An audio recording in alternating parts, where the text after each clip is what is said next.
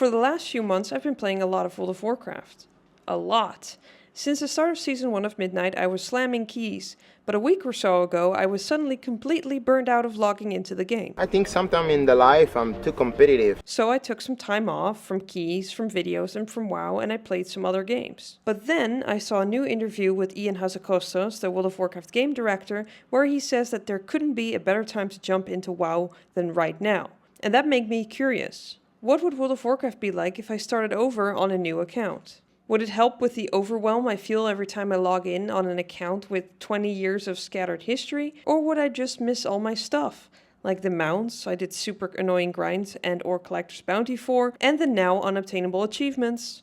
Let's find out. After making the account and picking up a monthly subscription but no Midnight expansion yet, I encountered the first hurdle, picking a name for this new character. A character that hopefully will be the only character on this account for a while. After an eternity, I come up with the name Feral Streep. I'm so happy with myself I finally came up with a name.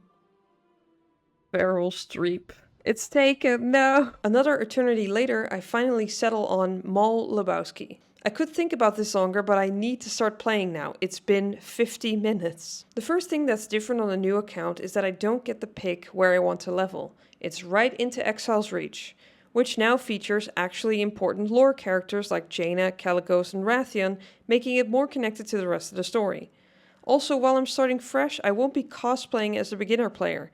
I think that would be pretty difficult. How do you do, fellow kids? There's not really much to say about Exile's Reach. Yes, more important characters have been added, but the quest and overall story haven't changed. Well, there's an extra learn how to repair quest, and I was completely baffled at my broken gear for a second. My gear's broken. How did that happen? While dealing with Repair Gate, a player decides to be anti-Worgen to my, I guess, face. Worgen should be in cages? Excuse me, what? That's not acceptable behavior. Is this person on an RP realm? I see them again after completing Exile's Reach, and they have this to say. Oh Jesus, it's you. Number 2, Frank McCourt. Why are you so obsessed with me? Anyway, instead of sending you to Orgrimmar or Stormwind where you can be overwhelmed with a million things to do, the Exile's Reach dungeon now ends with you saving Kalecgos, and talking to him will send you right into the Dragon Isles. The first few quests here are different too, teaching you how to pick a specialization and giving you your first mount. Because this is a fresh account, the collection tab is the Mbappe Special. What's the Mbappe Special? For example, nothing. No transmog, no toys, no auction mount. Well, for right now, let's not think about that or the grind for Yanni too much. Because what we're getting in return is a pretty relaxing leveling experience that just flows from one thing to the next. To the point where I'm sure some quests are just not there. I thought there were more quests here. The leveling speed also seems decent, probably way too slow for a veteran player that wants to add a new alt to their alt army, but for a new account that doesn't have a ton of account-wide experience boosts, pretty good! I'm also not forced into dungeons with other players. The dungeon quest tells you how you can solo the dungeon. You can enter the Ruby Life Pool solo by queuing for it in Follower Dungeon. See how much I can pull in Follower Dungeon. No. I was just questing away when I realized that while I had done Waking Shores fairly recently, I always skipped the retaking of the Obsidian Citadel and the Wrathion vs Sibelian sibling rivalry.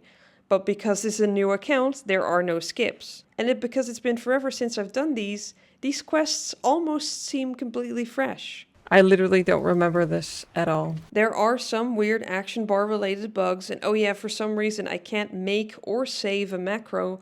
Huh. I'm not sure if this is a design choice or a bug, but there's no 2-button Guardian for me. What do you mean I'm gonna have to actually manually press Iron Fur? That's crazy. It's 3-button now. Devastating. Unplayable. Oh, don't be so dramatic. That's my thing. After 5 hours of playing, or well, you know, an hour of character naming and 4 hours of playing, I have finished the first zone of Dragonflight and I'm level 23. I've added 2 mounts and 1 toy to my collection, and who knows how many armor pieces. So, is Ian right so far? Is it the best time to jump in? Well, I'm on the fence. It's a bit too early to say because I'm semi-locked into a more streamlined leveling experience for new accounts. They've done a good job here.